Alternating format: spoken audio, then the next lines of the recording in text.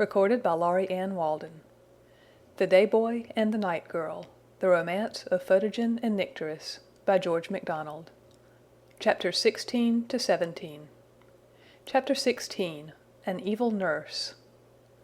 Watho was herself ill, as I have said, and was the worse tempered. And besides, it is a peculiarity of witches that what works in others to sympathy works in them to repulsion. Also, Watho had a poor, helpless, rudimentary spleen of a conscience left, just enough to make her uncomfortable, and therefore more wicked. So, when she heard that Photogen was ill, she was angry. Ill indeed, after all she had done to saturate him with the life of the system, with the solar might itself? He was a wretched failure, the boy. And because he was her failure, she was annoyed with him, began to dislike him, grew to hate him. She looked on him as a painter might upon a picture, or a poet upon a poem, which he had only succeeded in getting into an irrecoverable mess. In the hearts of witches, love and hate lie close together, and often tumble over each other. And whether it was that her failure with Photogen foiled also her plans in regard to Nycteris, or that her illness made her yet more of a devil's wife, certainly Watho now got sick of the girl too, and hated to know her about the castle. She was not too ill, however, to go to poor Photogen's room and torment him. She told him she hated him like a serpent, and hissed like one as she said it, looking very sharp in the nose and chin, and flat in the forehead. Photogen thought she meant to kill him, and hardly ventured to take anything brought to him. She ordered every ray of light to be shut out of his room, but by means of this he got a little used to the darkness. She would take one of his arrows, and now tickle him with the feather end of it, now prick him with the point, till the blood ran down. What she meant finally I cannot tell, but she brought Photogen speedily to the determination of making his escape from the castle. What he should do then, he would think afterwards. Who could tell but he might find his mother somewhere beyond the forest? If it were not for the broad patches of darkness that divided day from day, he would fear nothing. But now, as he lay helpless in the dark, ever and anon would come dawning through it the face of the lovely creature who on that first awful night nursed him so sweetly. Was he never to see her again? If she was, as he had concluded, the nymph of the river, why had she not reappeared? She might have taught him not to fear the night, for plainly she had no fear of it herself. But then, when the day came, she did seem frightened. Why was that, seeing there was nothing to be afraid of then?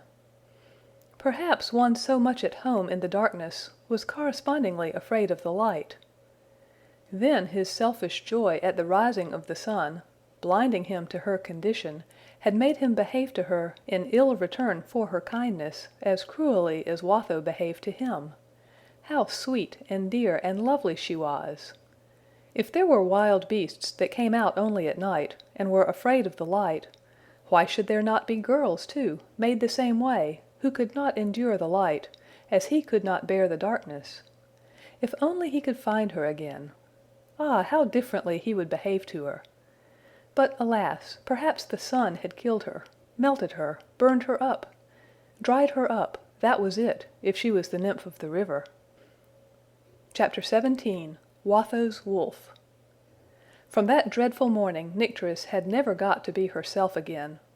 The sudden light had been almost death to her, and now she lay in the dark with the memory of a terrific sharpness, a something she dared scarcely recall, lest the very thought of it should sting her beyond endurance. But this was as nothing to the pain which the recollection of the rudeness of the shining creature whom she had nursed through his fear caused her. For the moment his suffering passed over to her, and he was free, the first use he made of his returning strength had been to scorn her. She wondered and wondered. It was all beyond her comprehension. Before long, Watho was plotting evil against her. The witch was like a sick child weary of his toy. She would pull her to pieces and see how she liked it. She would set her in the sun and see her die like a jelly from the salt ocean cast out on a hot rock. It would be a sight to soothe her wolf pain. One day, therefore, a little before noon, while Nycteris was in her deepest sleep, she had a darkened litter brought to the door, and in that she made 2 of her men carry her to the plain above. There they took her out, laid her on the grass, and left her. Watho watched it all from the top of her high tower, through her telescope, and scarcely was Nycteris left, when she saw her sit up, and the same moment cast herself down again with her face to the ground. "She'll have a sunstroke," said Watho, "and that'll be the end of her." Presently, tormented by a fly, a huge humped buffalo, with a great shaggy mane, came galloping along, straight for where she lay. At the sight of the thing on the grass, he started, swerved yards aside, stopped dead, and then came slowly up, looking malicious. Nycteris lay quite still, and never even saw the animal. "Now she'll be trodden to death," said Watho. "That's the way those creatures do." When the buffalo reached her, he sniffed at her all over and went away, then came back and sniffed again, then all at once went off as if a demon had him by the tail. Next came a new, a more dangerous animal still, and did much the same, then a gaunt wild boar. But no creature hurt her, and Watho was angry with the whole creation. At length in the shade of her hair the blue eyes of Nycteris began to come to themselves a little, and the first thing they saw was a comfort. I have told already how she knew the night daisies, each a sharp-pointed little cone with a red tip, and once she had parted the rays of one of them with trembling fingers, for she was afraid she was dreadfully rude, and perhaps was hurting it. But she did want, she said to herself, to see what secret it carried so carefully hidden, and she found its golden heart. But now, right under her eyes, inside the veil of her hair, in the sweet twilight of whose blackness she could see it perfectly, stood a daisy with its red tip opened wide into a carmine ring, displaying its heart of gold on a platter of silver. She did not at first recognize it as one of those cones come awake, but a moment's notice revealed what it was. Who then could have been so cruel to the lovely little creature as to force it open like that, and spread it heart bare to the terrible death lamp? Whoever it was, it must be the same that had thrown her out there to be burned to death in its fire.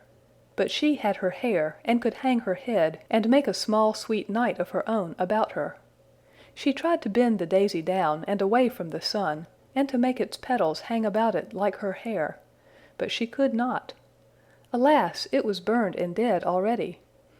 She did not know that it could not yield to her gentle force, because it was drinking life, with all the eagerness of life, from what she called the death lamp. Oh, how the lamp burned her! But she went on thinking, she did not know how, and by began to reflect that, as there was no roof to the room, except that in which the great fire went rolling about, the little red tip must have seen the lamp 1,000 times, and must know it quite well, and it had not killed it. Nay, thinking about farther, she began to ask the question whether this, in which she now saw it, might not be its more perfect condition. For not only now did the whole seem perfect, as indeed it did before, but every part showed its own individual perfection as well, which perfection made it capable of combining with the rest into the higher perfection of a whole. The flower was a lamp itself. The golden heart was the light, and the silver border was the alabaster globe, skillfully broken, and spread wide to let out the glory. Yes, the radiant shape was plainly its perfection. If then it was the lamp which had opened it into that shape, the lamp could not be unfriendly to it, but must be of its own kind, seeing it made it perfect. And again, when she thought of it, there was clearly no little resemblance between them. What if the flower, then, was the little great-grandchild of the lamp, and he was loving it all the time? And what if the lamp did not mean to hurt her, only could not help it? The red tips looked as if the flower had sometime or other been hurt. What if the lamp was making the best it could of her, opening her out somehow like the flower? She would bear it patiently and see. But how coarse the color of the grass was! Perhaps, however, her eyes not being made for the bright lamp, she did not see them as they were. Then she remembered how different were the eyes of the creature that was not a girl and was afraid of the darkness. Ah, if the darkness would only come again, all arms, friendly and soft everywhere about her, she would wait, and bear, and be patient. She lay so still that Watho did not doubt she had fainted. She was pretty sure she would be dead before the night came to revive her. End of section 6.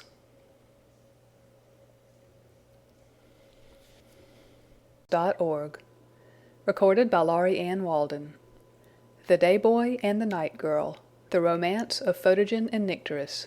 By George MacDonald. Chapters 18 through 20. Chapter 18. Refuge.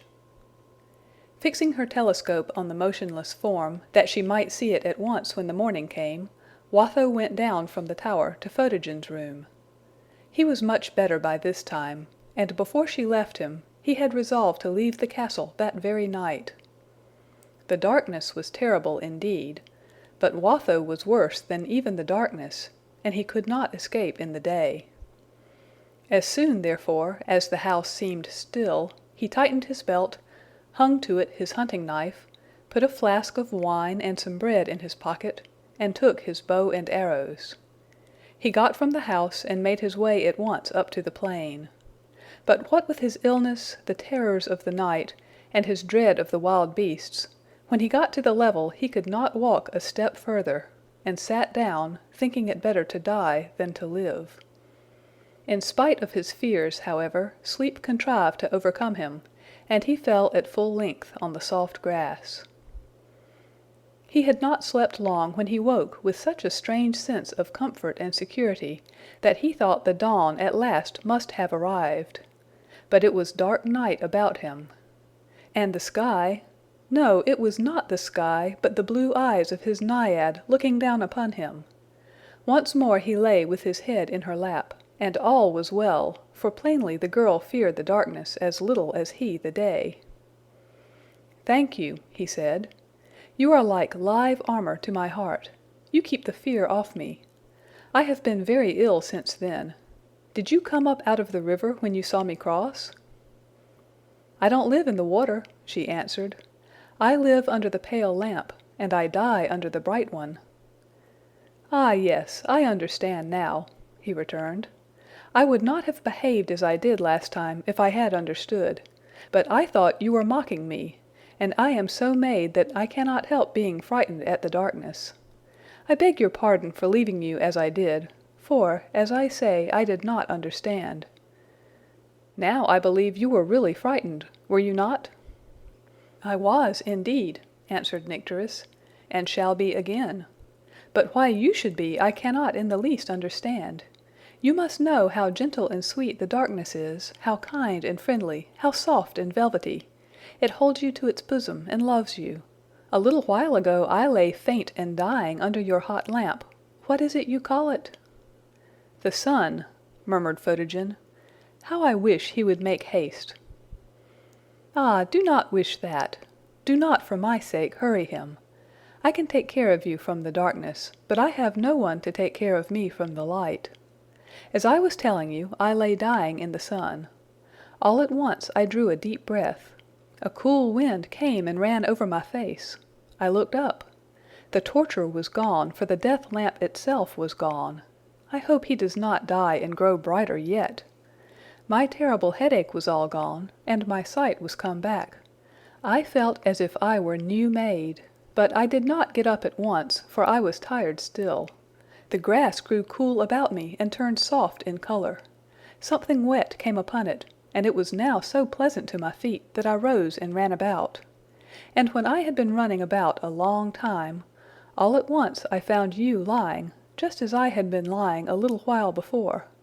So I sat down beside you to take care of you, till your life, and my death, should come again." "How good you are, you beautiful creature! Why, you forgave me before ever I asked you!" cried Photogen. Thus they fell a-talking, and he told her what he knew of his history, and she told him what she knew of hers, and they agreed they must get away from Watho as far as ever they could. "And we must set out at once," said Nycteris. "The moment the morning comes," returned Photogen. "We must not wait for the morning," said Nycteris, "for then I shall not be able to move, and what would you do the next night? Besides, Watho sees best in the daytime. Indeed, you must come now, Photogen, you must." "I cannot, I dare not," said Photogen. "I cannot move, If I but lift my head from your lap, the very sickness of terror seizes me." "I shall be with you," said Nycteris soothingly. "I will take care of you till your dreadful son comes, and then you may leave me, and go away as fast as you can. Only please put me in a dark place first, if there is one to be found." "I will never leave you again, Nycteris," cried Photogen. "Only wait till the sun comes, and brings me back my strength, and we will go together, and never, never part any more." "No, no," persisted Nycteris. "We must go now. And you must learn to be strong in the dark as well as in the day, else you will always be only half brave. I have begun already, not to fight your son, but to try to get at peace with him and understand what he really is, and what he means with me, whether to hurt me or to make the best of me. You must do the same with my darkness." "But you don't know what mad animals there are away there towards the south," said Photogen. "They have huge green eyes, and they would eat you up like a bit of celery, you beautiful creature." "Come, come, you must," said Nycteris, "or I shall have to pretend to leave you to make you come. I have seen the green eyes you speak of, and I will take care of you from them." "You? How can you do that?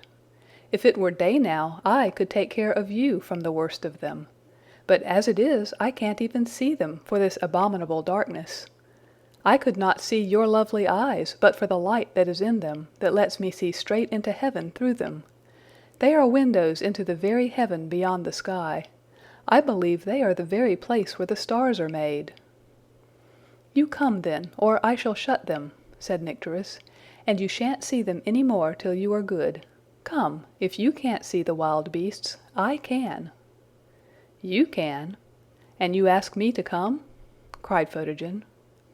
"Yes," answered Nycteris, "and more than that, I see them long before they can see me, so that I am able to take care of you." "But how?" persisted Photogen. "You can't shoot with bow and arrow, or stab with a hunting knife." "No, but I can keep out of the way of them all. Why, just when I found you, I was having a game with 2 or 3 of them at once. I see and scent them too, long before they are near me, long before they can see or scent me." "You don't see or scent any now, do you?" said Photogen uneasily, rising on his elbow. "No, none at present. I will look," replied Nycteris, and sprang to her feet. "Oh, oh, do not leave me, not for a moment!" cried Photogen, straining his eyes to keep her face in sight through the darkness. "Be quiet, or they will hear you," she returned. "The wind is from the south, and they cannot scent us. I have found out all about that. Ever since the dear dark came, I have been amusing myself with them, getting every now and then just into the edge of the wind, and letting one have a sniff of me." "Oh, horrible!" cried Photogen. "I hope you will not insist on doing so any more. What was the consequence?" "Always, the very instant, he turned with dashing eyes, and bounded towards me. Only he could not see me, you must remember. But my eyes being so much better than his, I could see him perfectly well, and would run away around him until I scented him, and then I knew he could not find me anyhow. If the wind were to turn and run the other way now, there might be a whole army of them down upon us, leaving no room to keep out of their way. You had better come." She took him by the hand. He yielded and rose, and she led him away. But his steps were feeble, and as the night went on, he seemed more and more ready to sink. "Oh dear, I am so tired, and so frightened," he would say. "Lean on me," Nycteris would return, putting her arm around him, or patting his cheek. "Take a few steps more. Every step away from the castle is clear gain. Lean harder on me. I am quite strong and well now." So they went on. The piercing night eyes of Nycteris descried not a few pairs of green ones gleaming like holes in the darkness, and many a round she made to keep far out of their way, but she never said to Photogen she saw them. Carefully she kept him off the uneven places, and on the softest and smoothest of the grass, talking to him gently all the way as they went, of the lovely flowers and the stars, how comfortable the flowers looked down in their green beds, and how happy the stars up in their blue beds! When the morning began to come, he began to grow better, but was dreadfully tired with walking instead of sleeping, especially after being so long ill. Nycteris, too, what with supporting him, what with growing fear of the light, which was beginning to ooze out of the east, was very tired. At length, both equally exhausted, neither was able to help the other. As if by consent they stopped. Embracing each the other, they stood in the midst of the wide grassy land, neither of them able to move a step, each supported only by the leaning weakness of the other, each ready to fall if the other should move. But while the one grew weaker still, the other had begun to grow stronger. When the tide of the night began to ebb, the tide of the day began to flow, and now the sun was rushing to the horizon, borne upon its foaming billows. And ever as he came, Photogen revived. At last the sun shot up into the air, like a bird from the hand of the Father of Lights. Nycteris gave a cry of pain, and hid her face in her hands. "Oh me!" she sighed. "I am so frightened, the terrible light stings so." But the same instant, through her blindness, she heard Photogen give a low exultant laugh, and the next felt herself caught up. She who all night long had tended and protected him like a child, was now in his arms, borne along like a baby, with her head lying on his shoulder. But she was the greater, for suffering more, she feared nothing. Chapter 19. The Werewolf. At the very moment when Photogen caught up Nycteris, the telescope of Watho was angrily sweeping the tableland. She swung it from her in rage, and running to her room, shut herself up. There she anointed herself from top to toe with a certain ointment, shook down her long red hair and tied it around her waist, then began to dance, whirling around and around, faster and faster, growing angrier and angrier, until she was foaming at the mouth with fury.